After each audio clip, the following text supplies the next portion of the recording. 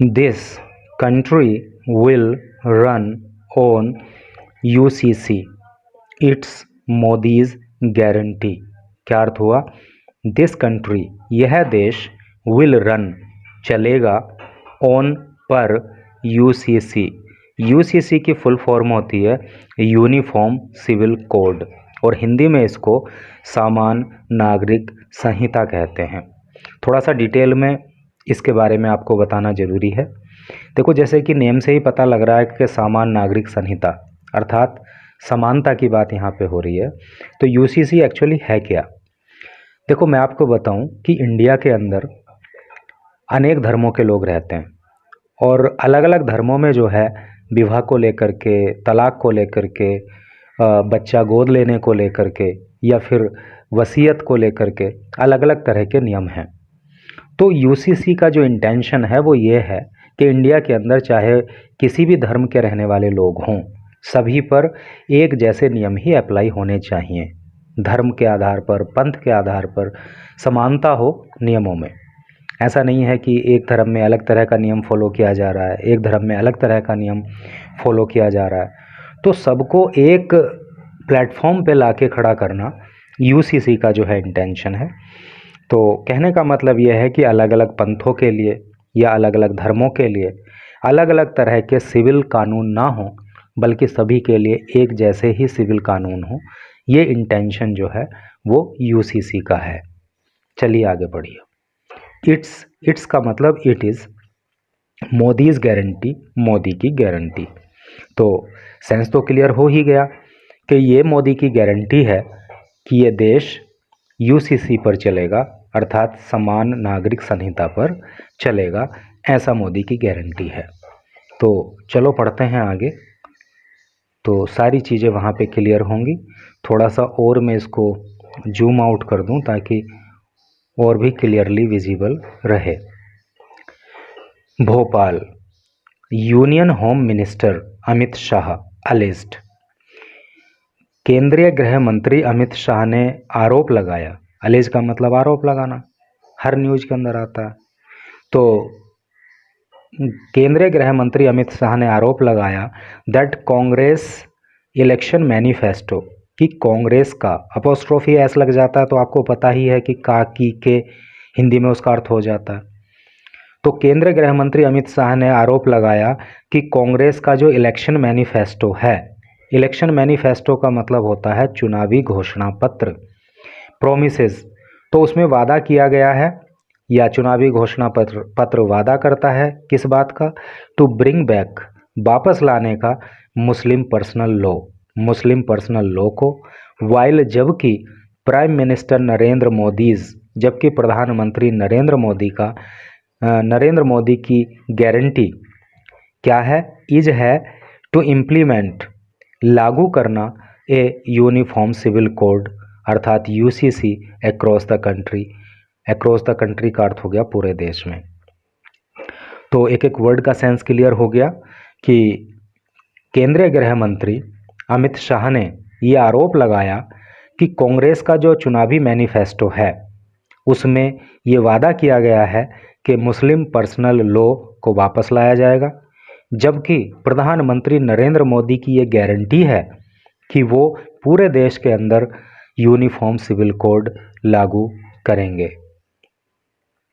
Addressing an election rally in Ashoknagar in Guna Lok Sabha constituency. Address का मतलब होता है संबोधित करना, और एड्रेसिंग हो गया है तो जीर्ण हो गया अर्थात संबोधित करते हुए। तो एड्रेसिंग इलेक्शन रैली, एक चुनावी सभा को संबोधित करते हुए इन अशोकनगर, अशोकनगर में, इन गुना लोकसभा कॉन्स्टिट्यूएंसी का मतलब होता है निर्वाचन क्षेत्र। देखो, इसको आप लोकसभा क्षेत्र से इसका सेंस ना लो, क्योंकि कॉन्स्टिट्यूएंसी लोकसभा क्षेत्र के लिए भी प्रयोग होता है और कॉन्स्टिट्यूएंसी जो है विधानसभा क्षेत्र के लिए भी प्रयोग होता है। तो इसको लोकसभा क्षेत्र या विधानसभा क्षेत्र नहीं कह के अगर आप इसको निर्वाचन क्षेत्र कहोगे तो ज़्यादा ठीक है।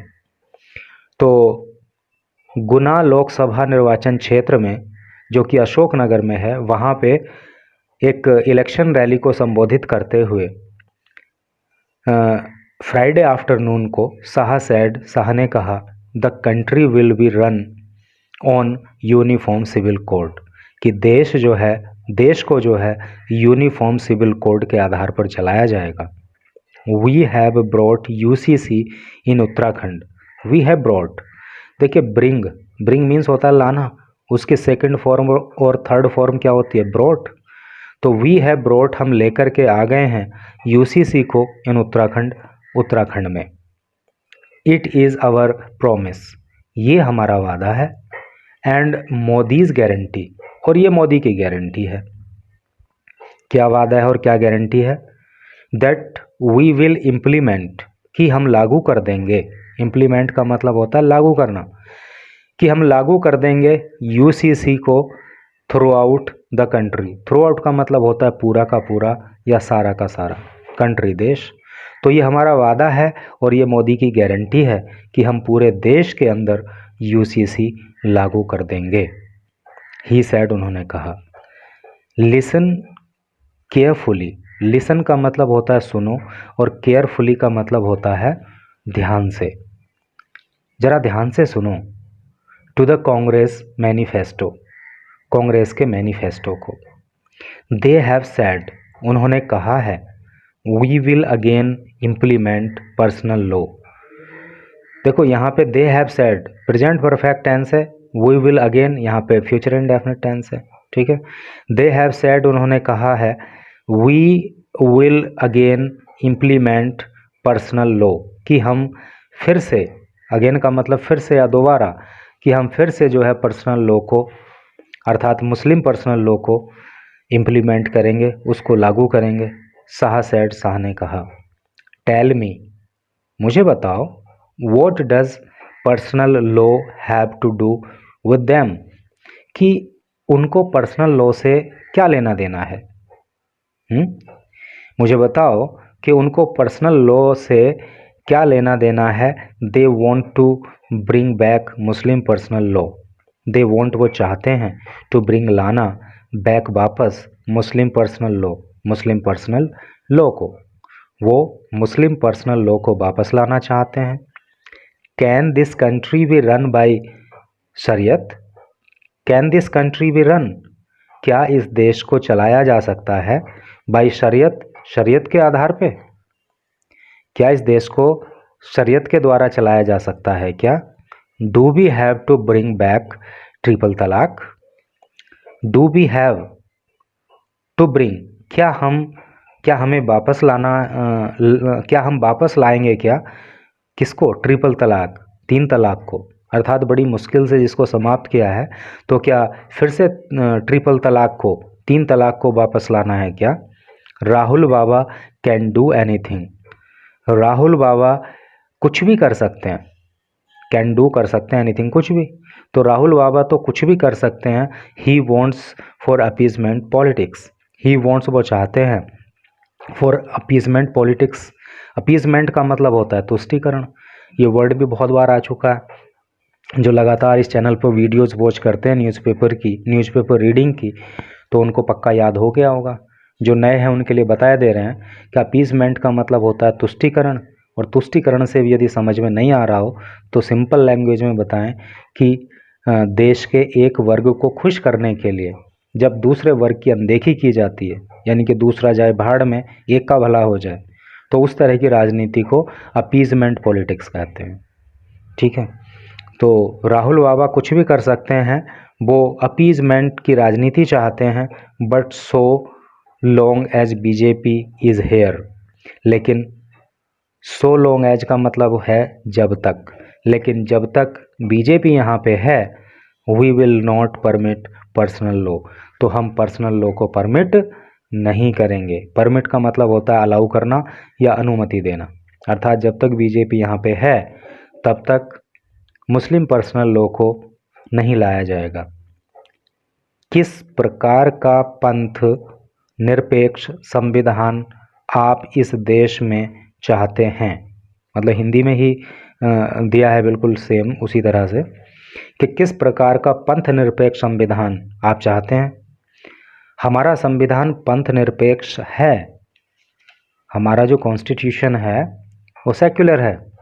देश के कानून धर्म के आधार पे नहीं बन सकते। देश के जो कानून हैं वो धर्म के आधार पे नहीं बन सकते। अब इसका इंग्लिश ट्रांसलेशन इन्होंने ब्रैकेट में दे दिया, लिखा है what kind of secular constitution, यानी काइंड का मतलब प्रकार होता है ना, सेक्युलर का मतलब धर्मनिरपेक्ष, कॉन्स्टिट्यूशन का मतलब संविधान। What kind of secular constitution do you want in this country, किस प्रकार का धर्मनिरपेक्ष संविधान आप इस देश में चाहते हो। आवर कॉन्स्टिट्यूशन इज सेक्युलर, हमारा संविधान तो धर्मनिरपेक्ष है। The laws of this country can not be on the basis of religion, इस देश के जो लॉज हैं, जो कायदे कानून नियम हैं, वो रिलीजन के आधार पर अर्थात धर्म के आधार पर नहीं हो सकते। शाह सैड, शाह ने कहा। कांग्रेस बिलीव्स, कांग्रेस बिलीव करती है। बिलीव का मतलब होता है भरोसा करना, और यहाँ पे प्रेजेंट इंडेफिनिट टेंस का प्रयोग आपको देखने को मिल रहा है, क्योंकि कांग्रेस तो सब्जेक्ट का काम यहाँ पे कर रही है। बिलीव मेन वर्ब हो गया और उसमें जो है एस लगा दिया गया है। तो प्रेजेंट इंडेफिनिट टेंस के सेंटेंस को ट्रांसलेट करने का नियम आपको पता है कि सब्जेक्ट अगर सिंगुलर नंबर में होता है तो वर्ब की फर्स्ट फॉर्म में एस या एस लगा देते हैं। तो the same rule is followed here, उसी नियम का पालन किया गया। कांग्रेस बिलीव्स, कांग्रेस विश्वास करती है, Muslims have the first right, कि मुस्लिमों का पहला अधिकार है टू द कंट्रीज रिसोर्सेज, देश के रिसोर्सेज पे। रिसोर्स का मतलब होता है संसाधन और राइट का मतलब होता है अधिकार। यहाँ लेफ्ट राइट मत समझना इसको, इसका मतलब है अधिकार। तो कांग्रेस का विश्वास है या कांग्रेस मानती है कि देश के संसाधनों पे पहला अधिकार मुस्लिमों का है। बट फॉर बीजेपी, लेकिन बीजेपी के लिए, द पुअर, गरीब, दलित, दलित समाज के लोग, OBC, other backward classes and tribals, और अनुसूचित जनजाति के लोग, हैव द फर्स्ट राइट, पहला अधिकार रखते हैं। शाह रिटेरेटेड, रिटेरेट का मतलब होता है दोहराना, अर्थात एक बात को बार बार कहना। तो अमित शाह ने अपनी बात को दोहराया कि कांग्रेस कहती है कि देश के संसाधनों पे पहला अधिकार मुस्लिमों का है, और बीजेपी कहती है कि देश के संसाधनों पे पहला अधिकार गरीबों का, दलितों का, पिछड़े वर्ग के लोगों का, अनुसूचित जनजाति के लोगों का है।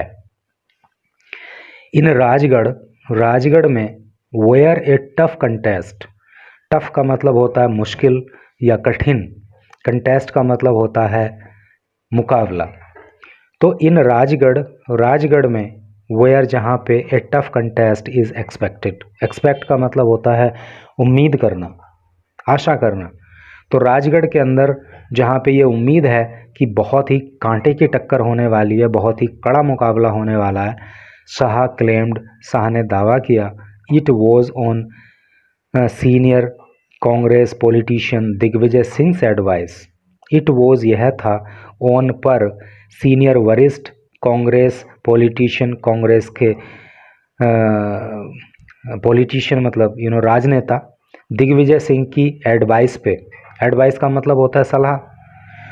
तो शाह ने दावा किया कि कांग्रेस के वरिष्ठ नेता जो दिग्विजय सिंह हैं उनकी सलाह पर ही हुआ है that Rahul Gandhi had put, कि राहुल गांधी ने रखा है the personal law promise, personal law का वादा इन कांग्रेस मैनिफेस्टो, कांग्रेस के घोषणा पत्र में। तो अमित शाह ने दावा किया कि कांग्रेस के चुनावी घोषणा पत्र में जो मुस्लिम पर्सनल लॉ का वादा किया गया है कि उसको फिर से वापस लाया जाएगा, तो वो काम जो है कांग्रेस के वरिष्ठ नेता दिग्विजय सिंह की सलाह पर राहुल गांधी ने किया है। तो इस तरह से करके न्यूज़ थी भाई। चुनाव का दौर चल रहा है तो एक दूसरे के ऊपर आरोप प्रत्यारोप का सिलसिला भी ज़बरदस्त तरीके से चल रहा है। तो thank you very much for reading this news.